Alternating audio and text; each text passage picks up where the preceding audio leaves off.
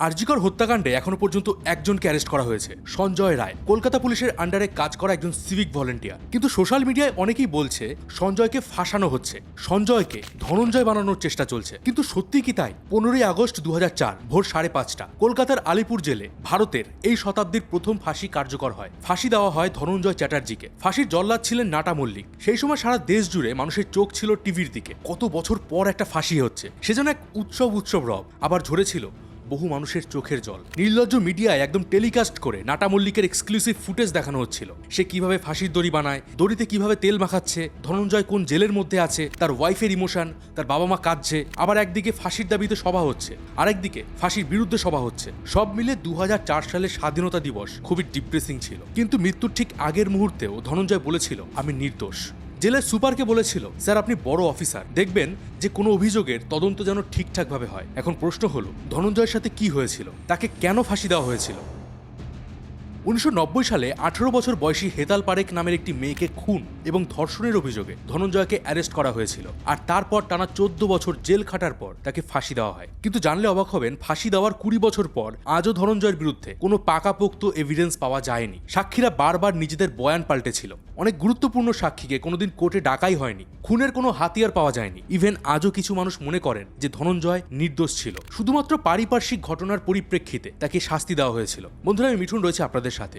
শুরুতেই বলে দেই, ধনঞ্জয়কে নির্দোষ প্রমাণ করতে কিন্তু আমি আসিনি, তবে তার বিচার ব্যবস্থায় যে ভুল ছিল এবং ঠিক কি ভুল ছিল সেটা বলতে এসেছি। কিভাবে অনেক সাধারণ বিষয়কেও কোর্ট এবং তৎকালীন কলকাতা পুলিশ এড়িয়ে গিয়েছিল, কিভাবে তৎকালীন রাজ্য সরকার থেকে শুরু করে নির্লজ্জ মিডিয়া এই কেসের মোড় ঘুরিয়ে দিয়েছিল, সেগুলোই বলবো। আর এটাও দেখার চেষ্টা করব যে আজকের দিনে সঞ্জয়কে ধনঞ্জয় বানানোর চেষ্টা হচ্ছে কিনা, এই কথাটি আদৌ সত্যি কিনা। আজ বিচারে যদি সঞ্জয়কে ফাঁসি দেওয়া হয়, তাহলেও কি একটা সময় লোকজন গিয়ে বলবে যে সে নির্দোষ ছিল? এই বিষয়গুলো নিয়ে আলোচনা করব, তাই ভিডিওটা একদম শেষ পর্যন্ত দেখুন। আর হ্যাঁ, আমাদের এই ভিডিওর ইন্ট্রোর পর একটা ছোট্ট প্রমোশনাল পার্ট আছে, তারপরে শুরু হবে ভিডিও। দেখুন, ভালো খারাপ অনেক প্রমোশনই আমাদেরকে করতে হয়, আর এটা আমাদের সাস্টেন করার জন্য ভীষণই গুরুত্বপূর্ণ। আপনাদের ভালো না লাগলে স্কিপ করুন আর নিজের দায়িত্বে সেই প্রোডাক্টগুলো ব্যবহার করুন। বন্ধুরা, টাকা আমাদের জন্য ভীষণ গুরুত্বপূর্ণ, আর আজ আমি আপনাদেরকে পকেট ব্রোকারের বিষয় বলবো, যেখানে আপনি আপনার সময়কে টাকায় কনভার্ট করতে পারবেন আর কোনো অসুবিধা ছাড়াই আপনি প্রফিট করতে পারবেন। এবার আমি আপনাদেরকে এই প্ল্যাটফর্মের বিষয় বলবো। এখানে আপনি পাবেন সোশ্যাল ট্রেডিং, যেখানে আপনি কপি করতে পারবেন সাকসেসফুল ট্রেডার্সদের ট্রেড, আর পাবেন ট্রেডিং সিগন্যালস, ইন্ডিকেটর্স, যেটা আপনার ট্রেডিংকে আরও ইজি এবং প্রফিটেবল বানায়। এখানে আপনি 130টারও বেশি কারেন্সি, ইন্ডিসেস এবং স্টকে ট্রেড করতে পারবেন। এছাড়া এখানে ডেইলি অনেক টুর্নামেন্ট হয়। আপনি এখানে $250 পর্যন্ত প্রাইজ পেয়ে যেতে পারেন, আর এখান থেকে আপনি ফ্রি ট্রাভেলও করতে পারেন। আর খুব সহজেই এই উইনিংসগুলো আপনি উইথড্রল করতে পারবেন কোনো কমিশন ছাড়াই। আপনি যদি নতুন কিছু ট্রাই করতে চান, তাহলে আমি পকেট ব্রোকারের লিঙ্ক কমেন্ট এবং ডেসক্রিপশন বক্সে দিয়ে দিচ্ছি। এখানে আপনি রেজিস্টার করুন আমার প্রোমো কোড RMN দিয়ে, আর আপনার ডিপোজিটের উপর 100% অ্যাডিশনাল বোনাস পেয়ে যান।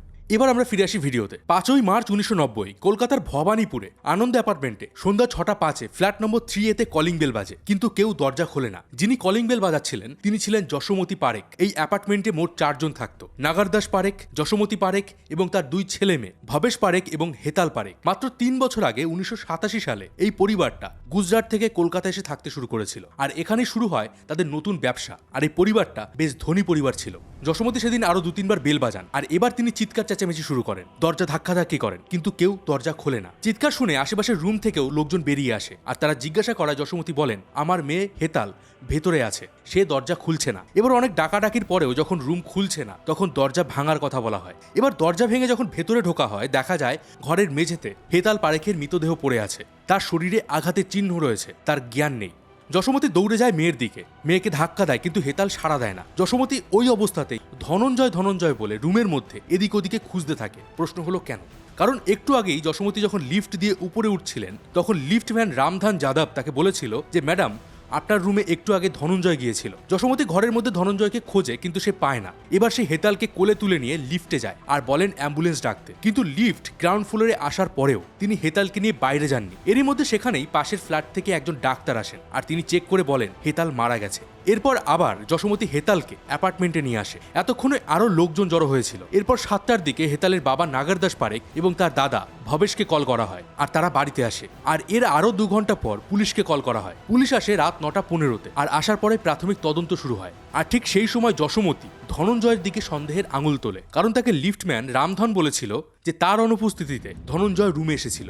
আর এখানে পুলিশ আসার আগেই রুমের ভেতরে নাগারদাস পারেখ একটা জামার বোতাম আর একটা ছেঁড়া চেইন পান। আই রিপিট, পুলিশ আসার আগেই কিন্তু এই জিনিসগুলো তিনি পেয়েছিলেন। পুলিশ ওখানে জিজ্ঞাসা করে জানতে পারে যে ওই চেইন ওখানের এক কাজের লোকের। আবার সেই লোককে জিজ্ঞাসা করায় সে বলে সে ওই চেইনটা কয়েকদিন আগে ধনঞ্জয়কে পড়তে দিয়েছিল। এবার যশোমতির লিফটম্যান আর ওই চেইনের সূত্র ধরে পুলিশ ধনঞ্জয়ের খোঁজ শুরু করে, কিন্তু তারা ওই এলাকায় ধনঞ্জয়কে খুঁজে পায় না। টানা 2 মাস খোঁজার পর 12ই মে বাঁকুড়ার কুলুদিহি গ্রামে ধনঞ্জয়ের বাড়ি থেকে তারা ধনঞ্জয়কে অ্যারেস্ট করে, আর তার উপরে হেতাল পারেখের খুন এবং ধর্ষণের অ্যালিগেশন আনা হয়। এবার প্রশ্ন হলো সেদিন সকাল থেকে সন্ধে পর্যন্ত ঠিক কি হয়েছিল।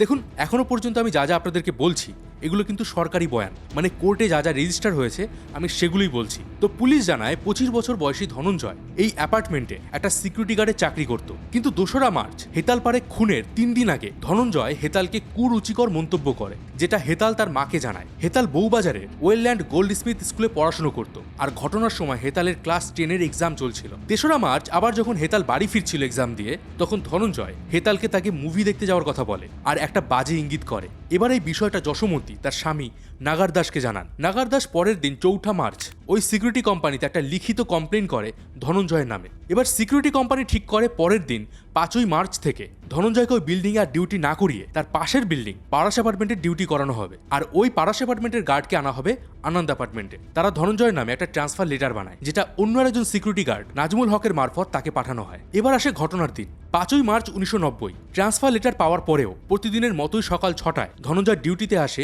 ওই আনন্দ অ্যাপার্টমেন্টে। সেদিন সকাল 7টায় হেতাল এক্সামের জন্য বেরিয়ে যায়, সকাল 9টায় নাগার দাস বাড়ি থেকে বেরিয়ে যায়, 12টার দিকে ভবেশ বাড়ি থেকে বেরিয়ে যায়। এরপর প্রতিদিনের মতো দুপুর 1টায় হেতাল পরীক্ষা দিয়ে বাড়ি ফেরে। এরপর ফ্ল্যাটে শুধুমাত্র এই দুজনই ছিল, হেতাল এবং যশোমতি। দুপুর 2টোয় ধনঞ্জয়ের ডিউটি শেষ হয়ে যায় এবং পরের শিফটের গার্ড দশরথ মুর্মু আসে। এই কেসে টাইম কিন্তু ভীষণই গুরুত্বপূর্ণ একটা জিনিস, তাই টাইমগুলো কিন্তু খুব ভালোভাবে খেয়াল করবেন। বিকেল 5টা 20-তে যশোমতি বাড়ি থেকে বেরিয়ে পড়েন স্বামী নারায়ণ মন্দিরে যাওয়ার জন্য। তিনি প্রতিদিনই এই সময় মন্দিরে যেতেন, আর এই সময়টা হেতাল একাই রুমে থাকতো। যশোমতি যাওয়ার কিছু সময়ের মধ্যেই সেখানে আবার ধনঞ্জয় আসে। সে গার্ড দশরথ মুর্মুকে বলে আমি 3A ফ্ল্যাটে যাচ্ছি কোম্পানিতে একটা কল করতে। আর আপনাদের বলে দেই এই 3A ফ্ল্যাটেই পারেখ ফ্যামিলি থাকতো। এরপর ধনঞ্জয় লিফটে করে ফ্ল্যাটে যায়, আর সে সময় লিফটম্যান ছিল রামধীন যাদব। ধনঞ্জয় উপরে যাওয়ার কিছু সময় পর 5টা 45-এ নিচে সিকিউরিটি রুমে আসে প্রতাপ চন্দ্র পাল, যে ছিল সিকিউরিটি কোম্পানির সুপারভাইজার। তিনি দশরথ মুর্মুকে জিজ্ঞাসা করেন আজ নতুন গার্ড বিজয় থাপা এসেছিল কিনা। দশরথ জানায় যে না, বিজয় থাপা আজ আসেনি, বরং রোজকার মতো ধনঞ্জয় এসেছিল। এমনকি ধনঞ্জয় এখনো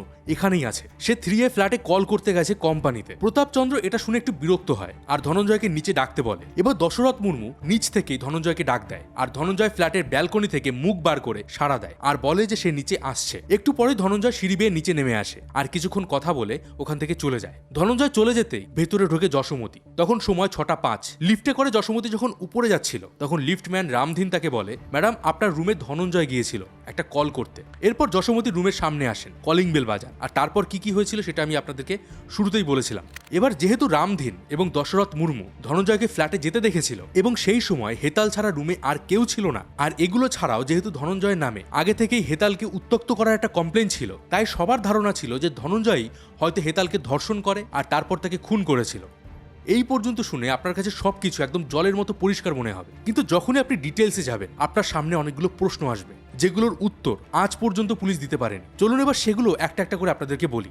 এই কেসে ধনঞ্জয়ের বিরুদ্ধে সরাসরি কিন্তু কোনো এভিডেন্স পাওয়া যায়নি, যা পাওয়া গেছে সবই পারিপার্শ্বিক ঘটনার উপর ভিত্তি করা কিছু সাক্ষী, আর এই সাক্ষীরাও বারবার নিজেদের মতামত পাল্টেছিল। শুরু থেকেই বলি, ধরুন ধনঞ্জয় যে হেতালকে উত্ত্যক্ত করত, তাকে আজে বাজে মন্তব্য করত, এ বিষয়ে এর আগে কোনোদিন কোনো কমপ্লেন আসেনি। অনেকের মতে এই কমপ্লেনটা হয়তো মৃত্যুর পরে করা হয়েছিল, যাতে এই কেসটাকে আরো পাকাপোক্ত করা যায়। সেদিন দশরথ ধনঞ্জয়কে নিচ থেকে ডাক দিয়েছিলেন, আর তার মতে ধনঞ্জয় ব্যালকনি থেকে মুখ বার করে সাড়া দিয়েছিল, কিন্তু ওই অ্যাপার্টমেন্টের ব্যালকনি গ্রিল দিয়ে আটকানো ছিল, আর ওখান থেকে মুখ বের করে সাড়া দেওয়া সম্ভব নয়। আর এটা হলো ওই অ্যাপার্টমেন্টের নকশা।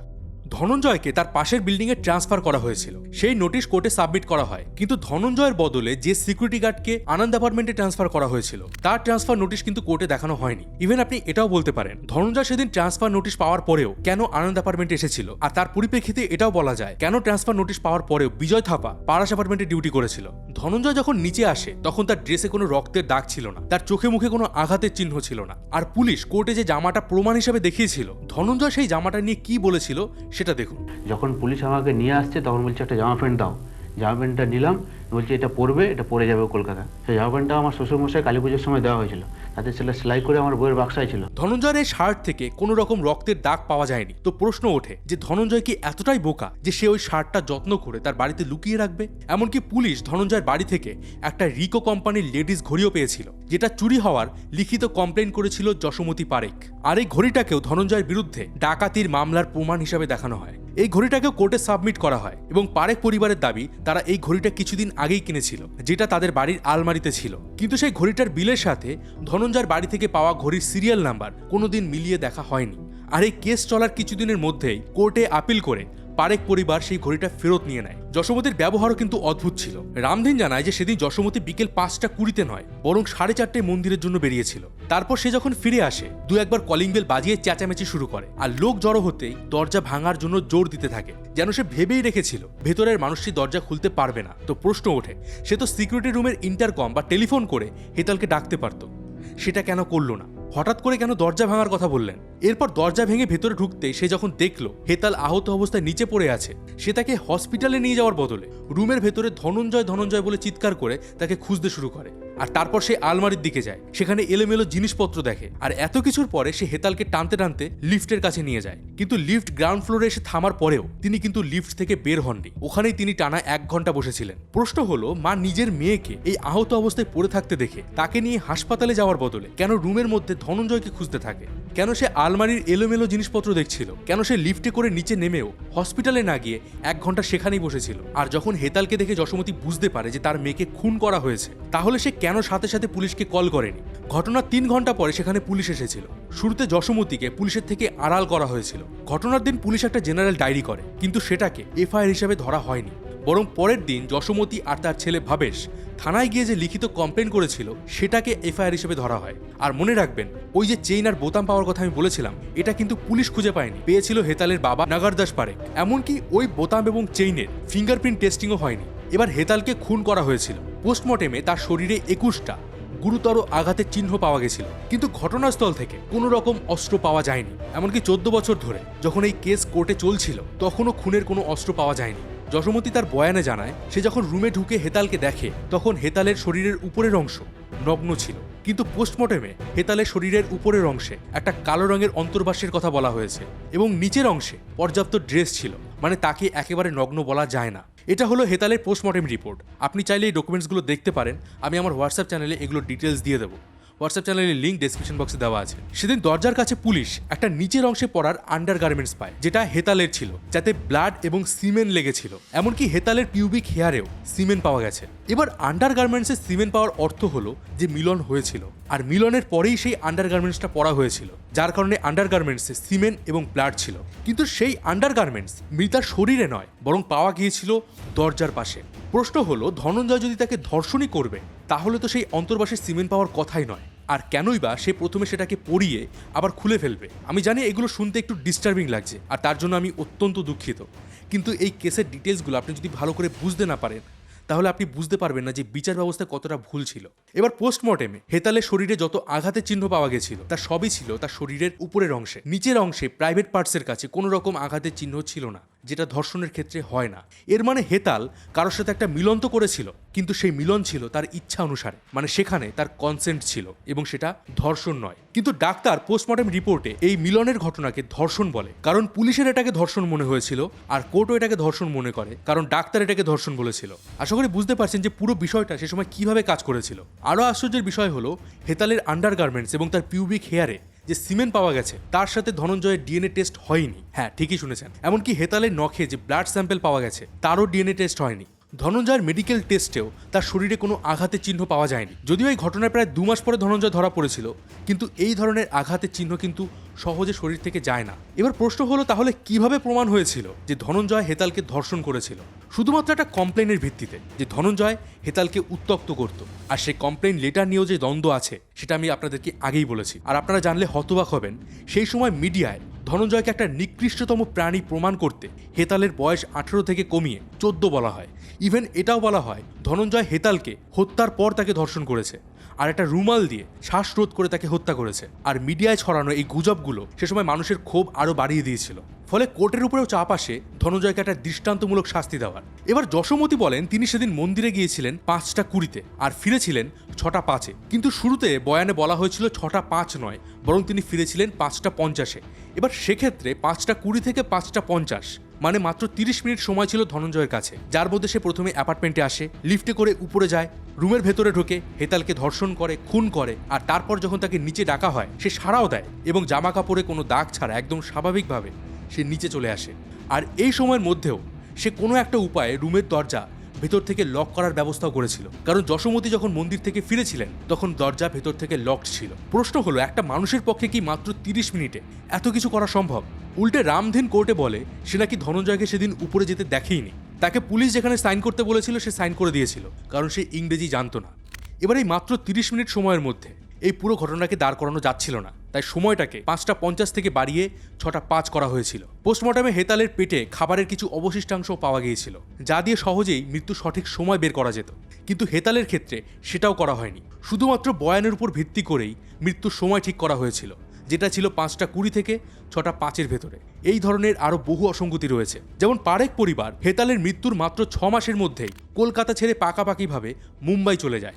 সাকসেসফুল একটা বিজনেস ছেড়ে ভবেশের ক্লাস 12-এর এক্সাম বাদ দিয়ে ওই অবস্থায় যখন এই কেসটা কোর্টে ওঠেওনি তারা কেন চলে গিয়েছিল, এমনকি এই বিষয়ে প্রথমে তারা কোর্টকে কিছু জানায়ওনি। আর এই মৃত্যুর ঘটনার পর থেকে তারা আশেপাশে এবং প্রতিবেশীদের সাথে যোগাযোগ একদম বন্ধ করে দিয়েছিল। মুম্বাইতেও সেম ঘটনা হয়েছিল। যশোমতি কোর্টেও ঠিকঠাকভাবে হাজিরা দেননি, তিনি 4 বার কোর্টে যাননি, 2 বার তিনি কোর্টের থেকেও কথাবার্তা কিছুই বলেননি। তবে প্রশ্নও থেকে যায় ধনঞ্জয় সেদিন ওই ফ্ল্যাটের ডিউটির পর কি করতে গিয়েছিল। কোর্টে সে নিজের অ্যালিবাই হিসাবে বলে বড় শেষ 3টে থেকে 6টার শো দেখতে সিনেমা হলে গিয়েছিল, কিন্তু কোর্টে সে সিনেমা হলের টিকিট দেখাতে পারেনি। সে বলে আমাকে যখন পুলিশ ধরে নিয়ে যায় আমার মানিব্যাগ পুলিশ নিয়ে নিয়েছিল, আর সেই মানিব্যাগের মধ্যে সিনেমা হলের টিকিট ছিল, কিন্তু পুলিশ সেই মানিব্যাগ কোর্টে পেশ করেনি।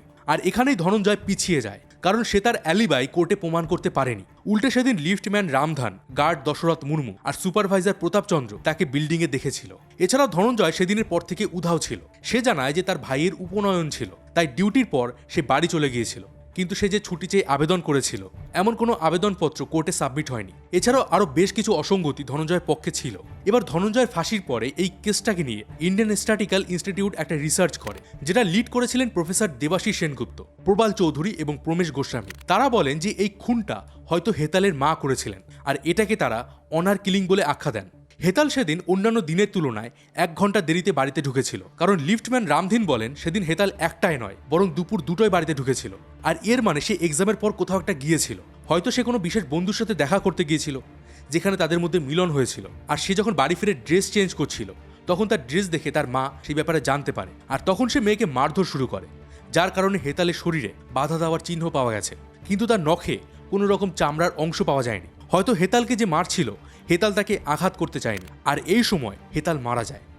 তখন যশোমতি পুরো ঘটনাটাকে কারোর ঘাড়ে চাপানোর চেষ্টা করেন, আর তাতে মদত দিয়েছিল তখনকার পুলিশ ধনঞ্জয়ের বাড়ি থেকে যে সমস্ত জিনিসপত্র পেয়েছিল সেই লিস্টে সই করেছিল থানায় চা দিতে আসা একজন কর্মচারী এবং একজন দোকানদার। আর এই দোকানদারও পরে কোনোদিন কোর্টে সাক্ষী দিতে আসেনি। প্রশ্ন হলো এত অসঙ্গতি থাকার পরেও কোর্ট কেন ধনঞ্জয়কে ফাঁসি দিয়েছিল? ইনি হলেন ধনঞ্জয়ের বাবা। ধনঞ্জয়ের বাবা বলেছিলেন একদিন এমন সময় আসবে যেদিন সবাই বুঝবে যে আমার ছেলে নির্দোষ। ধনঞ্জয়ের রায় মেনে নেয়নি তার পরিবার, তাই মৃত্যুর পর তার মৃতদেহ তারা অ্যাকসেপ্ট করেনি। ধনঞ্জয় মারা যাওয়ার 2 বছরের মধ্যেই তার বাবা মারা যান। তাদের আর্থিক বিষয় সম্পত্তি যা ছিল সব নিঃস্ব হয়ে যায়। এই ইন্টারভিউতে ধনঞ্জয়ের বাবা সমস্ত কিছু জানিয়েছেন। ভালো উকিল দিতে পারিনি এবং সেখানে যাই লড়তে পারিনি, ওনার ফলে আমার বহু 8-9 বিঘা জায়গা আমার চলে গেছে। টাকার অভাবে কোর্টে তারা ভালো উকিল ধরতে পারেনি। জেলা কোর্ট, হাইকোর্ট, সুপ্রিম কোর্ট সব জায়গায় এত অসঙ্গতি থাকার পরেও ধনঞ্জয়ের ফাঁসির আদেশ দেওয়া হয়েছিল। উল্টে রাষ্ট্রপতি এপিজে আব্দুল কালাম যখন ধনঞ্জয়কে ক্ষমা ভিক্ষা দেওয়ার কথা বলেন, তখন আমাদের রাজ্যের তৎকালীন মুখ্যমন্ত্রী বুদ্ধদেব ভট্টাচার্যের স্ত্রী মীরা ভট্টাচার্য নিজে একটা ক্যাম্পেইন করেন ধনঞ্জয়কে ফাঁসি দেওয়ার দাবিতে। আর শেষ পর্যন্ত চাপে পড়ে রাষ্ট্রপতি সেই মার্সি পিটিশন বাতিল করে দেন, আর 15ই আগস্ট ধনঞ্জয়ের ফাঁসি কার্যকর হয়। ধনঞ্জয় টানা 14 বছর সলিটারি কনফাইনমেন্টে ছিল। সে একটা ছোট ঘরে 14 বছর বন্দী ছিল। এখানে তার সাথে খুব কম মানুষের দেখা হতো, বাড়ির লোকজনের সাথেও সে বেশি দেখা করতে পারতো না। আর এই ধরনের সলিটারি কনফাইনমেন্টে প্রত্যেকটা দিন কাটানো মৃত্যুর সমান। বলতে পারেন ফাঁসি দিয়ে ধনঞ্জয়কে এক প্রকার মুক্তি দেওয়া হয়েছিল। দেখুন, আমি আবারও বলছি যে ধনঞ্জয়কে নির্দোষ প্রমাণ করতে আমি আসিনি। কোর্ট মনে করেছে যে সে দোষী, তার শাস্তি হয়েছে। ভারতীয় নাগরিক হিসাবে কোর্টের রায় আমাদের মানা উচিত। কিন্তু আমি বেশ কয়েকদিন ধরে আরজিকর কাণ্ডের উপর যে ভিডিওগুলো বানিয়েছি তার কমেন্ট সেকশন পড়ছিলাম, আর তাতে একটা জিনিস বোঝা যায় যে বিচার ব্যবস্থার উপর মানুষের আস্থা কমে যাচ্ছে। তারা আজ ধর্ষককে আদালতে পাঠাতে চায় না। নির্ভয়া কাণ্ডের মতো ভয়াবহ কেসেও দোষীদের শাস্তি দিতে 9 বছর সময় লেগেছিল। একজন ধর্ষককে শাস্তি দেওয়া সমাজের দায়িত্ব, কিন্তু সেই দায়িত্ব পালনে এত দেরি কেন হবে? তাই এই ধরনের ঘৃণ্যতম অপরাধের বিচার আমাদের দ্রুত করার দাবি তুলতে হবে। তবে এটাও খেয়াল রাখতে হবে তাড়াহুড়োতে গিয়ে যেন কোনো নির্দোষ ব্যক্তিকে বলির পাঠানা বানানো হয়। ধনঞ্জয়ের ফাঁসির পরে যে অসঙ্গতি সামনে এসেছে তেমন যেন আর কোনো ফাঁসির ক্ষেত্রে না হয়, সেটাও খেয়াল রাখতে হবে। এবার প্রশ্ন হলো, সঞ্জয়কে কি ধনঞ্জয় বানানোর চেষ্টা চলছে? এখনো পর্যন্ত আরজিকর কেসে অফিসিয়ালি যে সমস্ত ডিটেলস সামনে এসেছে সেগুলোর মতে সঞ্জয় নিজের দোষ স্বীকার করে নিয়েছে, যেটা ধনঞ্জয় কিন্তু কোনোদিন করেনি। সে মৃত্যুর আগের মুহূর্তেও বলেছিল যে সে নির্দোষ। ধনঞ্জয়ের ক্ষেত্রে তার ঘটনাস্থলে উপস্থিতির শুধুমাত্র জবানবন্দি পাওয়া গেছে। সঞ্জয়ের ক্ষেত্রে কিন্তু সিসিটিভি ফুটেজ পাওয়া গেছে। আর ধনঞ্জয়ের ক্ষেত্রে যে ফরেন্সিক টেস্ট হয়নি সেটা সঞ্জয়ের ক্ষেত্রে কিন্তু অবশ্যই হবে। এমনকি সিবিআইও এটা মনে করে যে এই কাজটা শুধুমাত্র সঞ্জয়ের দ্বারা সম্ভব না, কেউ না কেউ এর সাথে নিশ্চয়ই জড়িয়ে আছে। তাই ধারণা করা হচ্ছে যে সঞ্জয়কে এবার আর ধনঞ্জয় বানানো যাবে না। এবার আমি যতটা সম্ভব চেষ্টা করি যে আপনাদের সামনে সমস্ত কিছু তুলে ধরতে, আর এই বিষয়ে আরও ডিটেলসে জানতে আপনি হইচইতে ধনঞ্জয় মুভিটা দেখতে পারেন। আর এই কেসের সমস্ত ডিটেলস এবং পোস্টমর্টমের রিপোর্ট এগুলোর সোর্স আমি আমার হোয়াটসঅ্যাপ চ্যানেলে দিয়ে দিচ্ছি। ডিসক্রিপশন বক্সে চ্যানেলের লিঙ্ক দেওয়া আছে, আপনি সেই লিঙ্কে ক্লিক করে আমাদের হোয়াটসঅ্যাপ চ্যানেলে জয়েন হয়ে যেতে পারেন। দেখা হবে পরের ভিডিওতে। ততদিন ভালো থাকবেন, সুস্থ থাকবেন। আর আমি ছিলাম মিঠুন আপনাদের সাথে।